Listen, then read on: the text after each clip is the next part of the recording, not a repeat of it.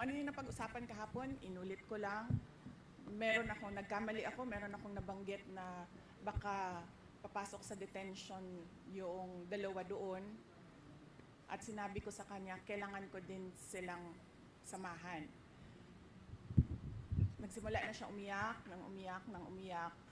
Tapos ayaw na niya, hindi na siya tumitigil sa kakaiyak niya tulad nung nangyari nung nakaraang Friday or Saturday ba yon? Oo. Iyak na siya ng iyak, paulit-ulit na yung sinasabi niya, kukunin nila ako, papatayin nila ako, kukunin nila ako. So nagtawag na lang kami ng doktor, tapos yung doktor ang kumausap sa kanya. Medyo natagalan kami kasi ayaw niya maniwala sa doktor. Sinasabihan niya lahat ng tao na lumalapit sa kanya, wala akong tiwala sa inyo. I-lock niyo yung door, wag niyo siya palabasin. Wag niyo ako daw, wag niyo palabasin si Inday Sara, i-lock niyo yung door. So medyo matagal kanina yung negotiation at pakikiusap at advices and reassurances ng doktor sa kanya. Nung medyo nag-okay na si Yusek Lopez, nag-breakdown naman yung isang kasama namin doon na nandun din noong Saturday and Friday, si Nicole. Nagsimula siya mag-panic attack, hindi na siya makahinga, then nagsimula na siyang umiyak, tapos naninigas na. So nagtawag na kami ng doktor at nurse ulit. At so apparently hindi ko alam na may sakit pala sa asthma si Nicole. So nagsabay yung kanyang panic attack at asthma kanina. So dinulungan siya ng mga doktor at mga nurses. At ngayon ay oo nga. Kasi masisira yung sound ng mga cameraman nyo, tapos mapapagalitan sila kasi hindi nila nagagawa ng maayos yung trabaho nila. Adjust muna natin, sir. Adjust lang po. Baba lang po muna. Dapat kasi, alam nyo, hindi lang ito yung may foam, pati ito may foam para pag nagbagaan sila, hindi maingay. Okay? Nasaan ako? Oo. So si Nicole, nilagyan siya ng swero kasi sabi ng doktor doon padadaanin yung mga gamot. So medyo nagkalma-kalma na sila doon. Pero hindi na lang umalis si Senator Bato. Nag-concede na lang siya na magstay dito. Kasi yun ang apparently nagpakalma kay Yusek Lopez. So nandyan si Senator Bato sa taas. So yun, pakiusap ko lang sa inyo kung pwede bantayan nyo si Yusek Zulaika Lopez kasi lagi namin sinasabi sa kanya na may media sa baba na nagbabantay sa iyo. May media although ang sinasagot niya wala akong tiwala sa lahat ng tao, pero isa yun sa mga sinasabi namin na reassurances sa kanya na merong media sa baba na nagbabantay sa iyo. Okay, and then ang pangalawa ay yung sagot ko sa ating National Security Advisor, sa ating National Security Council. Nauna na kanina yung written document, yung statement and open letter. Babasahin ko lang siya ulit para sa inyo ngayon, para meron kayong video.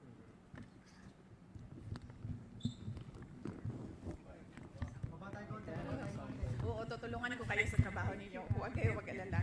Huwag lang daw kayo magbanggaan ng mic, sabi ng mga nyo, kasamahan nyo. O hindi na daw ako makita.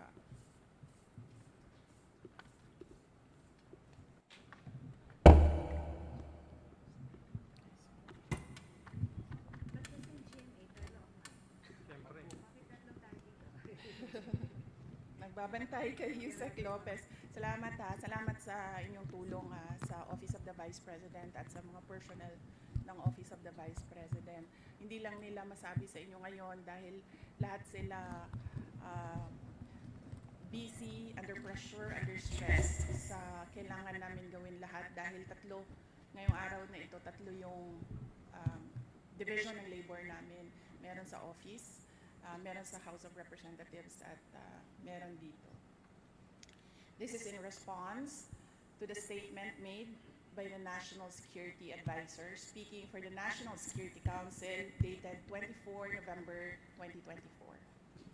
National security pertains to the protection of our sovereignty, the safety of the Filipino population, and the preservation of our democratic institutions. The function of the National Security Council is confined to the formulation of policies and in furtherance of such pursuits, including crafting recommendations to the President. Therefore, I would like to see a copy of the notice of meeting with proof of service, the list of attendees, the photos of the meeting, and the notarized minutes of the meeting where the council, whether this present council or the past councils, resolved to consider the remarks by a vice president against a president maliciously taken out of logical context as a national security concern. In addition, please include in the agenda for the next meeting my request to present to the Council the threats to my person, the OVP institution, and its personnel. As a member of the National Security Council, based on EO 115, December 24, 1986, I do not recall receiving a single notice of meeting since 30 June 2022. Therefore, I request the NSA to please send to me the notarized minutes of all meetings conducted by the Council from 30 June 2022, if at all there is any. I want to review what the Council has accomplished so far in terms of policies and recommendations for national security. Gusto malaman ng taong bayan kung ano ang ginagawa ng National Security Council at ano ang nagawa ng National Security Council.